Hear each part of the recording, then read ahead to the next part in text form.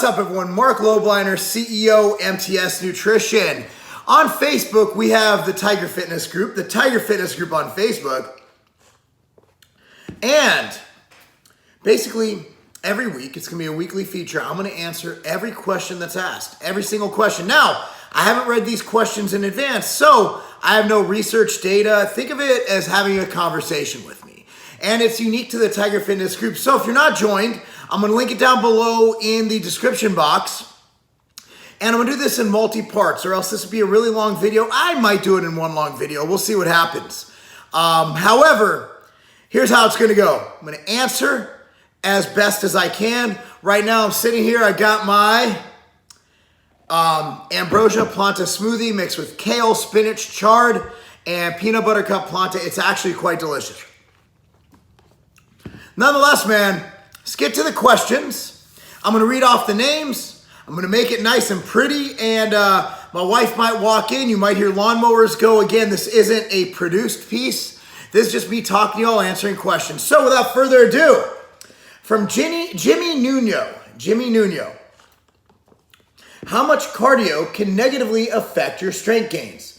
Example, if I'm powerlifting 4 times a week, how much cardio hurt my progress build strength? It's highly individual. However, I would say that if you're dedicating all your focus to powerlifting, I would minimize high-intensity interval training. High-intensity interval training does require a lot of recovery. It does exhaust your central nervous system a little bit, and it could definitely impair your powerlifting. It depends on your volume too. What kind of powerlifting split are you doing? If you're doing a conjugate like Westside recommends, a Westside conjugate, that's an extremely high volume training program. Thus, you might want to look at that. So it comes down to overall volume and what your body can handle. Now, again, looking at it from an extreme point, you never really see swole-ass marathon runners. You got to train for specificity. So if your goal is to be a power lifter, I would honestly focus all my energy, attention, and everything I can into being a great power lifter. And that means conserving your energy into powerlifting. However, here's a caveat.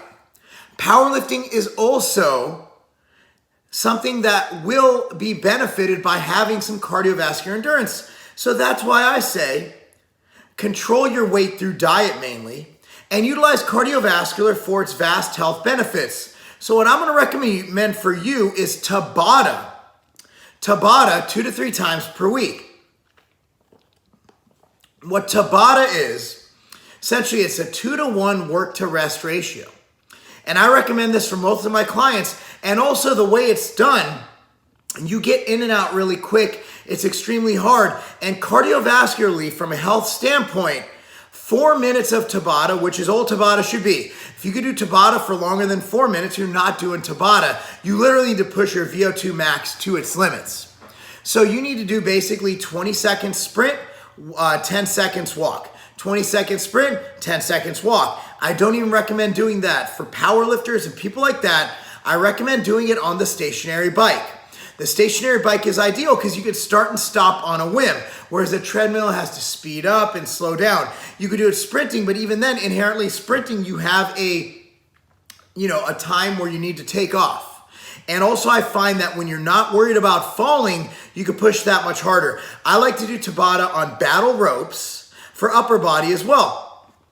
So what I would do is 2 times a week, either on off days or on lifting days after your powerlifting. Powerlifting, again, it's utilizing more anaerobic, okay? It's utilizing more short bursts of power, which Tabata is as well. You can either do a post-workout 2 to 3 times a week or do it on your off days from lifting. Whatever your focus may be, do it. You could do it with battle ropes for upper body. You could do it with bike for your lower body. But I do like Tabata. As for how much is too much, look, dude, walking around Walmart getting groceries isn't going to make or break your powerlifting career. Don't be afraid to move. However, don't be a cardio bunny. And I recommend against jogging. And I wouldn't be doing 60 minutes of cardio on the treadmill a day. It'll wear you out, exhaust your body's resources. So again, training for specificity. If you're looking at intentionally adding cardio, not just, being active, I do recommend Tabata. The next question from Joe Wood. Hey, Katie. I'm doing my Facebook group Q&A, so it's informal. Katie's home. She went and got her hair done. Hey, let me see your hair. Show everybody your hair. Oh, you look beautiful. I totally noticed it and I remembered. You can't tell the difference. No, you can't. See, come in the screen. You can't even see. The gray. You can't even see all the grays. Exactly, that's what the hair dye on. So there we go. From Joe Wood. What is the optimal way to calculate your next weight on progressive overload? Example, 225 by 10 is achieved for 3 working sets. What should you up it to? 230, 235, 240, or does it matter? As long as, oh shit, Seymour, fucking Facebook. As long as I've had results by jumping weight 20 pounds and dumping to working sets of 5 to 6 reps. Honestly, as long as you increase something. What I would do is I'd increase it 10 pounds or a nickel per side. So if you increase it 10 pounds, then you are able to, you'll probably get the first set for 10 reps, right? 10 was, 225 by 10. And then the second and third set, you might get 8 and 6. And then you do it till you get 235, which is an increase of 10 pounds by 10 by 10. Then you increase it. As long as you increase something, be it load, volume, frequency, time under tension, whatever it is, you're in a good spot. So it's not a science. Just aim for progressive overload and you'll be good to go. I'm actually using these ambrosia cups. I see them. I always forget we have them. All right, next up is Bridget Ripley. Does having low estrogen make you store more visceral fat in the abdominal area? Studies research. I'm not going to go source studies, but I'll tell you this. Lower estrogen will actually probably most likely, again, I'm not going to cite data, have the opposite effect. Estrogenic and cortisol-based fat stores usually originate or tend to store in the hips for women, in the lower abs, back, and love handles for men. Again, it's very individual. I store fat in my upper back, and that's usually where the most estrogen receptors are found. So I would say that actually data or just empirical evidence, or just my opinion, is contrary to what you have just stated. From Sammy Lopez Hernandez. Is Lopez your middle name, or did you just get 2 last names? A lot of Hispanic cultures do that. I don't want to hear your racism. So they took mom and dad's name. Is that what it does? That sometimes is the case, yeah. This is so good. How much exercises per muscle is the best? It depends. It depends on your training level. It depends on the intensity. For example, Dorian Yates did 1 working set, but it was to absolute failure. So there is no perfect way because volume and intensity do not always correlate, right? So the higher the intensity, the lower the volume. The higher the volume, the lower the intensity. Because you can't do 20 sets beyond failure. You'll die. Not literally, but you'll be really fucked up and you won't recover. So the answer is it depends. It depends. It depends on your set, your intensity, your training experience, your age, your genetics, too many variables, and that's why cookie cutter programs generally don't work. Bridget Ripley, your personal opinion on Weight Watchers for kids. I hate any diet for kids. I like teaching kids to have proper healthy food choices and to know portion control. That's it. Ruckus, you saying something? Did you hear him? He was talking. It's my dog, Ruckus. Honestly, I don't like it. I don't even know what Weight Watchers for kids is, but I don't think a kid should be on something called Weight Watchers. I think parents should teach them about healthy food choices. And honestly, the reason kids are fat is because they don't fucking move enough. There are some active kids in my neighborhood who are obese, but their parents are fat too. Generally speaking, if you follow fat people around the grocery store, you look at their cart, you could tell pretty much why they're fat. It's not because they have a cart full of fucking apples and chicken breast. It's because they have a cart full of Doritos, Fritos, Cheetos, and all the other Eatos you could find. Am I wrong, Katie? I'm working on that. Look at our shopping cart. It's full of perimeter shit, man. Meat, veggies, stuff like that. Bottom line is, no, kids don't fucking need Weight Watchers. They don't need a diet. Kids need to learn good food choices, bad food choices, or, I'm sorry, I don't like good and bad, better food choices, and they also need to learn portion control. What if the kids already got health problems and they're really again, by simply adjusting their diet, they will lose weight, Katie. Are you telling me I should have a kid walk around the fucking food scale measuring their food? So inherently, it's the parent's fault for being ignorant to food choices or to just not giving a fuck. And in my opinion, that's child abuse. As a parent, I know to put my kid in a car seat, yet I'm not a car seat engineer. So as a parent, you should know not to fucking feed your kid bullshit. It's negligence, in my opinion. Justin Hammonds, what kind of diet and program would you put together for strongman training? A very similar one to what I put together for most everybody, depending on that person's needs. I'm not going to have you on a low-carb diet. I will have carbohydrate around training. Strongman, depending on the needs of those events, might require intra-workout carbohydrate. I'll definitely have some carbohydrate around training. And depending on that individual and their size, we'll adjust the carbohydrate there. But my protein's always going to be between 1 and 1.5 grams per pound. My fat's always going to be around 0.5 grams per pound. I'm going to fill in the rest of carbohydrate. And then as a strongman, I will target those carbohydrate around training. From Josh Robbers. Seeing if I can get this all in one video. Yeah, I can. It's going to be a long-ass video. From Josh Robbers. Best way to increase calories in the off-season to gain lean tissue. I have a book, massdiet.com. That's massdiet.com. The best way to do it is with intense training, meaning at least 4 days a week, 4 to 6 days of intense training. What your split is doesn't matter if the volume is about equal. So whether you do full body training, body part split, or upper, lower, or push-pull legs, as long as, let's say you do 20 sets for chest.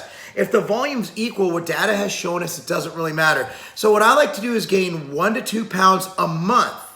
I like slow and controlled gains because that will lead to more lean mass to fat gain. And also think about it this way. If you gain 2 pounds a month for a year, that's 24 pounds. If that's not enough for you, I don't know what is. All right. Also, how much lean tissue can you add monthly with the correct diet and training? It depends. I've seen beginners like myself, when I first started training in high school, Katie was there for this, as a complete natural, I gained 70 pounds in 2 months. Not kidding you. It wasn't all muscle, but there was a lot of muscle there. I had great genetics for muscle gain, and I hit puberty. However, for someone like me, if I gain a pound of muscle in the next 10 years, and I don't lose because I'm older. So again, it depends on the person. Thanks for the question, Joss. All right, Tommy Lowry. Mike Lowry. Bad boys. How do you balance recovery when you start to focus on other activities? Example, I've started shifting to trail running and mountain biking more. It's killing my ability to recover and everything's coming together. You got to gradually increase it. When I went into boxing camp almost 2 years ago, when I started training for my fight, I never boxed before. And then I jumped into 5 to 6 days a week of boxing. So inherently I had to actually take away from my weight training and other activities. So it comes down to overall volume, but your body will adapt over time. I was just talking to my boxing coach about this morning because my training capacity is much higher than it used to be because my body got used to it. My body got used to the training. So the answer is your body is an adaptive species, man. Your body will adapt. The question is how long it'll take. And that depends on the person, the individual. So I recommend, you know what? I always say this, start with a pinky, just like anal. You want to basically just ease into it. You don't want to go in and just start, going balls deep. You want to literally just stretch it out a little bit, just get it lubed up, and then you want to go all in. But you don't want to just start with that or else there's going to be intense bleeding. Why are you looking at me like that? What is the most, Katie's like, he's speaking from experience. Just kidding. Our idea of kink is, hooking a leg during missionary. William Dusing. What's the most effective way to increase your squat? Squat. I mean, if you want to become a faster runner, you're going to have to run. But you want to do ancillaries, work on running form, wall drills, deadlifts, etc., etc. If you want to deadlift more, you deadlift. If you want to bench more, you bench. However, with squats, there are certain things I want you to work on. Work on some unilateral movements to even out deficiencies. For example, lunges. Lunges are great. For example, reverse lunges. For example, pistol squats. For example, Bulgarian split squats. Also make sure you balance out with hamstring movements. Good mornings, straight leg deadlifts, Romanian deadlifts, things like that. Single leg deadlifts. Make sure your core is strong. Overhead press, planks, things like that. But the number one way to get a better squat is to squat. From Joey Jam. Joey Jam. Wiki.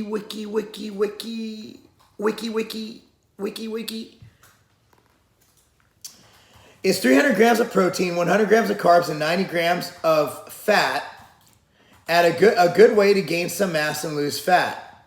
I'm currently at 240 pounds. I do 45 minutes Stairmaster in 5 days. I have no idea. I mean, maybe it depends. Here's how you end. Are you losing 2 pounds a week? Okay, cool. When you're done losing 2 pounds a week, you need to adjust that. I have a good book, dropfactorbook.com. Generally speaking, you don't have that many carbs in there. Your fat's pretty low. I don't know how fat you are either. Like, are you 4'2"?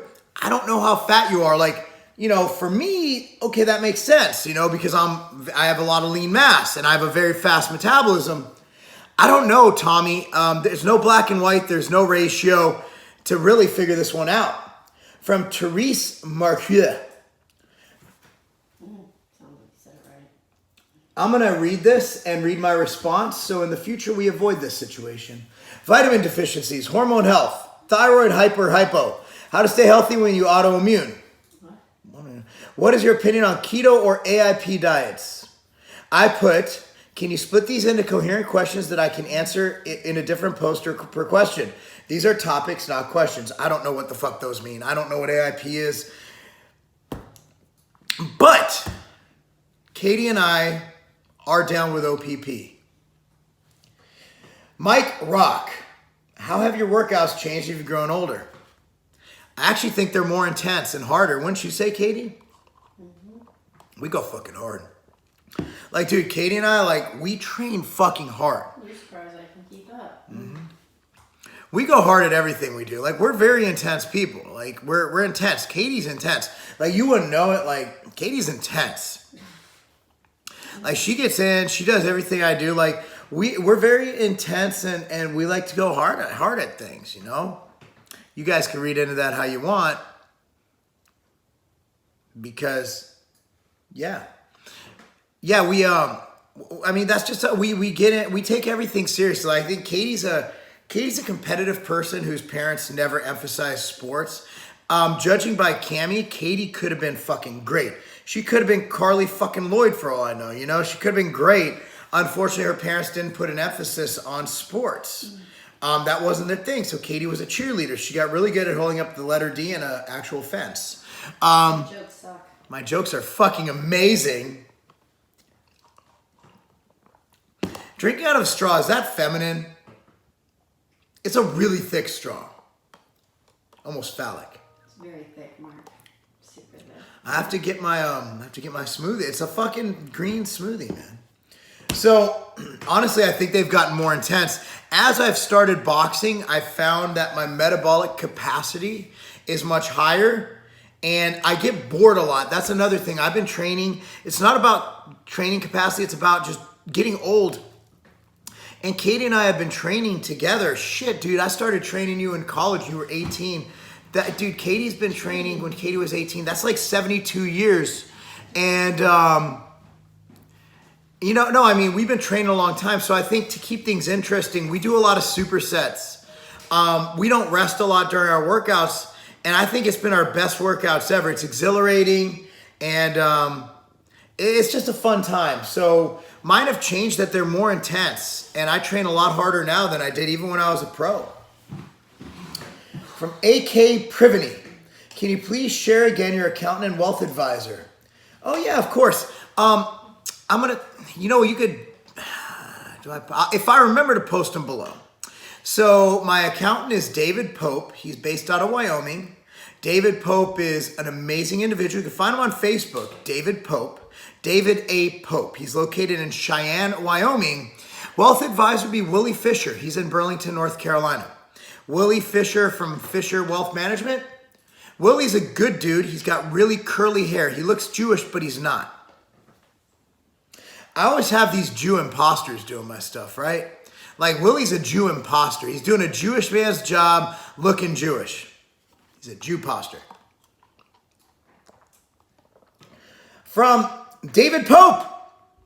Shut Just up. fucking find him. Coincidence? I told you I didn't read these questions. How does diet change when prepping for a race of any sort? David, by the way, when he started with me, I actually coached David. It's a barter agreement. That's how you got to work the Jews, right? He's not Jewish. He's a Jew-poster too. David does long-distance bicycle racing. He went from being morbidly obese, hypertensive, pre-diabetic to 200. He just hit 240 today, Katie. He's back down to 240. He relapsed a little bit after we lost but he's amazing. David, honestly, you just eat for your goals, and being that bicycling is a extreme, it's not a sprint sport. It's more of a long endurance sport. I like to have a balanced diet with a gram of protein per pound of body weight minimum and adequate fat, because fat's a great energy source for bicycling. There's great data on that on even ketogenic diets. And then, of course, carbohydrate. And usually we'll put your carbohydrate around training. So an outright bar before a bike ride will have the fats, protein, and carbs to fuel your bike ride. From Will Duhan. How would you set up your training nutrition for muscle growth if you're slow to put on muscle and fast to put on fat? Slow. Massdiet.com. I mean, aim to gain 1 to 2 pounds a month. In fact, Paul Nina Baranowski actually linked the massdiet.com. So I would definitely recommend gaining 1 to 2 pounds a month. It takes extreme control. Controlled bulk is much harder than a diet because you have bulking on the mind, yet you're telling yourself to control your food intake to only gain 1 to 2 pounds a month. It's hard. Mike Rock. You've stated more than once that you have difficulty relating to the average soccer dad, so I was surprised you're building your new house in another neighborhood. Why'd you choose neighborhood instead of more isolated piece of land? Because I have kids. I like people, don't get me wrong. I like having neighbors. I don't want to live in the middle of a fucking like mountain range. You know, we're within 10 minutes of our gym. We're within 10 minutes of our gym. We're within 10 minutes of Cammie's school. I don't want to have to drive, and Thomas and Preston's school are even closer. I don't want to have to drive an hour to get my kids to school or to go to fucking Costco. That's just whack. So, dude, I'm not fucking Deliverance here, man. From Morgan Boo. 9 months postpartum after baby number 2, and I'm trying to gain muscle while also losing baby fat. What do you think is the most effective way to train and do so? Honestly, ease into it. 4 days a week of weight training. Get back into it. Whatever split you prefer. Again, like we discussed earlier, upper lower is fine. Upper lower 4 days a week. Push pull legs, push, then push, and then whatever it picks up as. But push pull legs is another good one.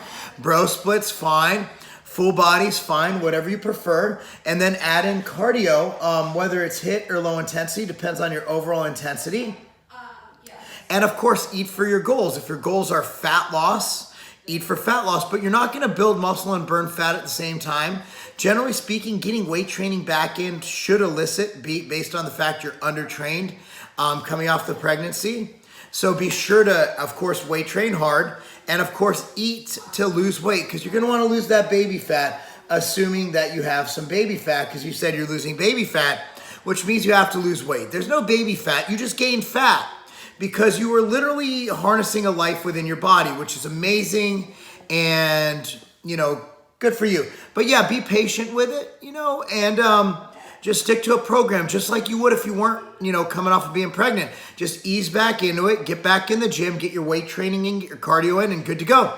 And what do you do, HIIT cardio or low intensity cardio? That's a preference choice. Maybe you could even do 2 HIIT cardios a week and then fill in the rest with low intensity cardio. Depends on your overall diet program. If you want a good free diet, you go to dropfactorbook.com. That's www.dropfactorbook.com. I heard on Instagram you said apples to oranges in a comparison. Why can't fruit be comparable? From Jake Kruger. Either you're trolling me or you're completely misunderstood. Fruit are kind of comparable. I have no idea what the fuck this means. From Chris Craig, I train 4 a.m. to 5 to 5:30 a.m. I sip clash during the workout, then I follow up with fuel due to early wake up. What kind of carb sources do you recommend pre and post workout? Honestly, just eat an outright bar on the way to the gym or, an outright bar post. I always have an outright bar pre and post workout. It's what I do.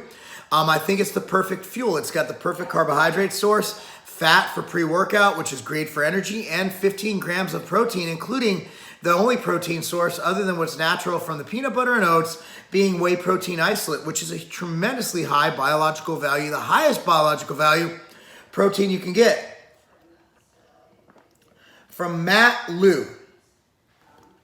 What are exercises you can do to substitute for squats when recovering from a groin injury?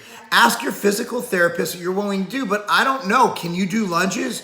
Can you do reverse lunges? I'd like to see those. Split squats, Bulgarian split squats, pistol squats. I have no idea what your training parameters are. Your personal recommendations for regular recovery and their frequency can range from massage to stretching. Okay, I like getting a Marc Pro, so go to marcpro.com. That's marcpro.com. Get the cheaper one. I believe it's like $500. Use coupon code Lobliner. You save nothing. But I'll donate $100 if you buy that unit, if you use that coupon code, to Cal's Angels, which is my favorite charity because it helps kids with cancer. So that is marcpro.com. Do not ice it. Deep tissue massage, tissue work. See if you get someone to work on your everything from your IT band to your hips to medialis. Those all tie together, right? All that stuff tie together. Make sure that you're rehabbing it. Make sure that you have exercises to do that. Make sure that you can even apply your own type of massage to it. And if you can, temper. A tempering tool, if you go to rogue.com, it's called a tempering tool. It was invented by a man named Donnie Thompson. Get like a 50-pound tempering tool and temper the inner part of your thigh. I would get my tempering tool, but it weighs 50 pounds. I don't feel like getting it. Just look into Body Tempering by Donnie Thompson. It's phenomenal. Absolutely phenomenal. So that is my advice for that. There's a lot more to that. Do not take aspirin. Do not take any NSAIDs. Do not take any anti-inflammatories. And do not ice. Do not pass go. Do not collect $200. From Bridget Ripley. We're almost there. If you can gain muscle while cutting, maintaining your weight, then what's the point of bulking? Will you gain more muscle bulking because you have more energy? Honestly, here's the deal. My version of bulking is 1 pound a month. So if you're just gaining muscle, there you go. My answer is, I don't believe in bulking per se. I believe in simply eating for your goals and eating to gain muscle and eating in a slight surplus. I believe it was Lonnie Tepper or Lee Haney or both who said, you can't flex fat. And from Marc Lobliner, closed. Filming tomorrow, and we'll post a new thread next Friday. There's a new Q&A going up right now. I need you to go to the Tiger Fitness Group, subscribe right now to Tiger Fitness Group on Facebook, follow whatever the hell you do on Facebook. I want you to follow that. I want you to be sure to participate. It's an amazing group. Now, you will need to be approved because we need to keep weirdos out of there, like me. However, it's a fun place to be. Appreciate it anyway. Thank you so much for everyone who participated in this. And until next time, that's not a game. The best ice cream ever is at Grater's in Ohio, black raspberry chocolate chip. It's so good. I painstakingly spent hours in the lab to turn it into powder. That's right. Black raspberry chocolate chip MTS Whey is available now, and I'll tell you this, it's just like what's on this cone, but in powder and with much better gains ratios. Get it now.